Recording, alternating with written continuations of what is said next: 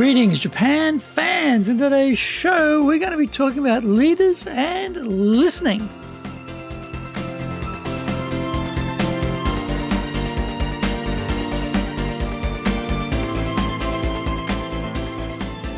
Maishu, arigatou gozaimasu, and welcome back to the 7th year of the Leadership Japan series. I'm your host, Dr. Greg Story, your corporate coaching and training guy committed to your success. The president of Dale Carnegie Training Japan, a best-selling author, Japan Sales Mastery and Japan Business Mastery. My new book, Japan Presentations Mastery, is going to be released shortly.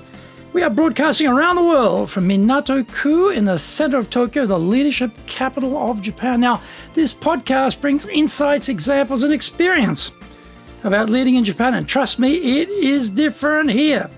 Don't forget to subscribe and share this podcast with your family, friends, and colleagues. We are not being sponsored by Libsyn, but we value your privacy, which is why we have our podcast hosted by Libsyn, who, unlike many other podcast hosts, have a strict policy that does not allow access to your private information by anyone. Here is our daily podcast lineup on iTunes. Mondays, the Cutting Edge Japan Business Show. Tuesdays, the Presentations Japan series. Every second Tuesday, the Business Tatsujin no Oshie Show. Wednesdays, the Sales Japan series. Thursdays, the Leadership Japan series. And every second Thursday, the Business Pro Podcast Show. Fridays, the Japan Business Mastery Show. And Saturdays, Japan's top business interviews. Before we get going, today's handy Japanese phrase is "Sign de ii desu ka?"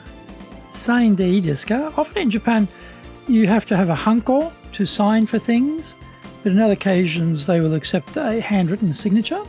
So if you're checking whether you need a hanko, the chop to sign something, acknowledge it, or to sign, you could just ask, "Sign de ii desu ka? Sign de ii desu ka? Sign de ii desu ka? Sign de ii desu ka? Can I sign it? Can I sign it? Can I handwrite it? Can I handwrite the signature? Sign de ii desu ka? Sign de ii desu ka? Sign de ii desu ka?" This is episode number 408. Today we're talking about the listening leader. Leaders are often poor listeners in the modern age. To listen to our team members requires the allocation of precious time. Advances in technology, especially handheld devices, was trumpeted as unfurling access to more time for contemplative pursuits and work-life balance. Is there anyone out there who feels they are now more ebullient because of all the extra time that technology has thrown our way? Probably not. In fact, as the pace of life has sped up, we are more time poor than ever. The mobile phone has become addictive, and we are reaching for it almost every second of the day. We carry it around, we keep it close, and we are plugged in 24/7. Leaders are probably the most time poor in society, and so interactions with our team members becomes more and more transactional. We want something from them in exchange for salary. We want that report, that update, that meeting, and then we rush to the next thing on our to-do list. If we clocked how much time we spend each day coaching our people, the results would be preposterously bad. Developing our people is one of the key tasks of the leader. How can you develop people if you have little clue as to what is happening in their life? Japan is especially tricky because staff don't share much about their private lives with their colleagues or the boss. For example, if someone is getting married, they keep it a secret until it is a done deal. So there is no possibility of the marriage plans falling over and them losing face. This means, as the boss, we need to make a bigger effort to engage our staff and understand what are the key things in their lives. We need to see where we can help them advance their careers. But time-poor people struggle with this. I know myself, I have never been busier. When things are going well, you're busy fulfilling client orders. When things are bad, you are busy trying to get client orders. There's no rest. Everyone working from home has made the whole communication piece more challenging as a leader. My time-poor status has been elevated even more negatively by the pandemic and its impact on business. As bosses, we imagine we are listening to our staff because we are too optimistic about our time allocations and priorities. In fact, we are giving orders, checking on details, and coordinating efforts across the team. This is not listening, because the direction tends to be one way. Aye, aye, Captain. As a response from our staff is not communication. It is a passive response to our barrage of demands. Find out more when we come back from the break.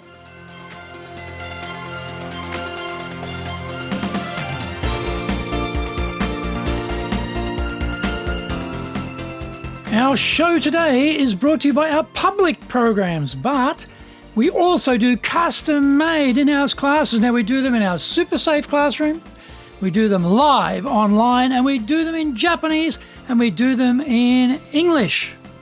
Our show today is sponsored by, on the 12th of May, our cross and upselling program. On the 14th of May, we're doing leading and managing.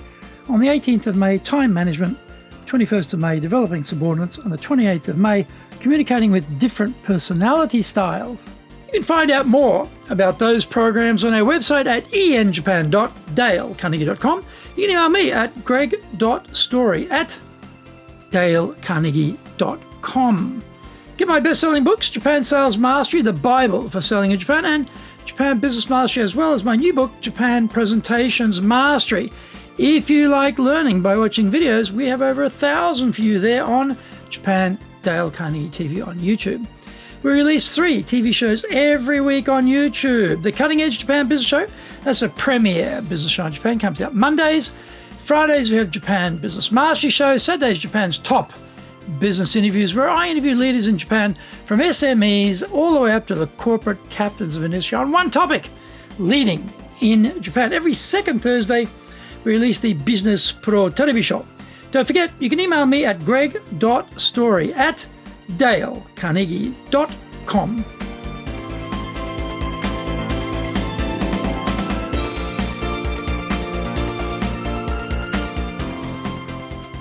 Welcome back.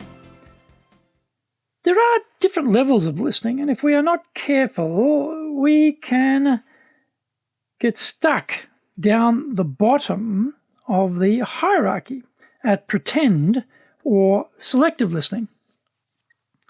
With ideas, thoughts, decisions buzzing around inside our brains like a lot of bees on speed, we can miss what is going on around us. People are telling us things, but we have not been able to break away from the thoughts occupying our minds. Instead, we make sounds that appear to indicate we are listening, but actually we are in the pretend listening phase. Or we may be filleting the white noise emanating from our staff member and seeking only the most highly relevant bits, ignoring the rest. It is as if, instead of speed reading, we are speed listening, skimming through the conversation, picking out the plums and discarding the rest. We want to move up the scale to attentive listening and emphatic listening. I used to work with a younger colleague who would continue looking at his computer screen and keep typing while you were talking to him.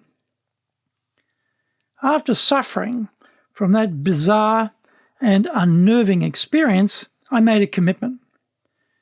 Whenever people want to speak with me, I need to physically prop the keyboard up on my desk, turn my head to face them, and look straight into their eyes, giving them my 100% attention.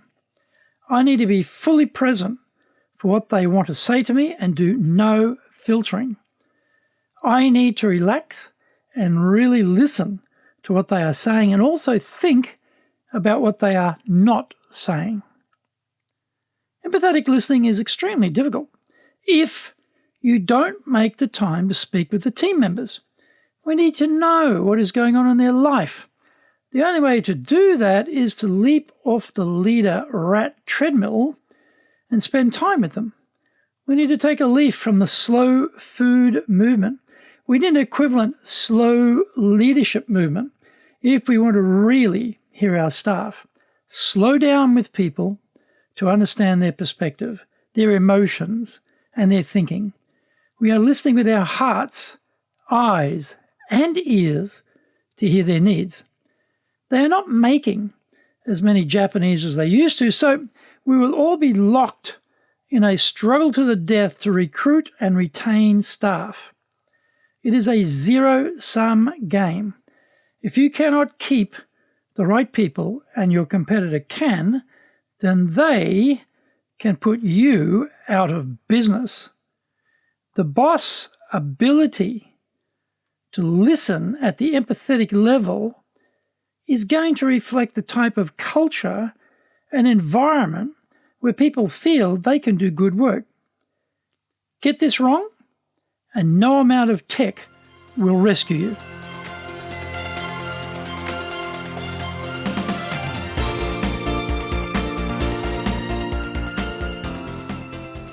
Thank you for joining the Leadership Japan series. If you found the program useful, then share it with your family, friends, and colleagues. Don't forget to subscribe and share this podcast. Take what you found valuable, immediately put it into action, because idea application is what makes winners winners. Be one of them. Remember, I'm your corporate coaching and training guy in your corner, committed to your success here in Nippon.